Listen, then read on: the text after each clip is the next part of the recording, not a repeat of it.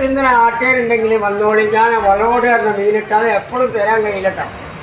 നല്ല മീനാണ്. ഇതാണ് വളോട്. ഇത് കണ്ടോളി, ഇതാണ് നാടൻ സാധനം. ഇത് എവിടെയും കിട്ടൂല. നല്ല തിന്ന നാട്ടുകാരുണ്ടെങ്കിൽ നല്ല തിന്ന നാട്ടിൽ കിടക്കാം, അല്ലെങ്കിൽ മിച്ചില് ബേബിയിൽ കിടക്കാം. ഇതാണ് വളോട്. നാടൻ തിന്ന നാട്ടിൽ കിടക്കാൻ മിച്ചില് ബേബിയിലും കിടക്കാം.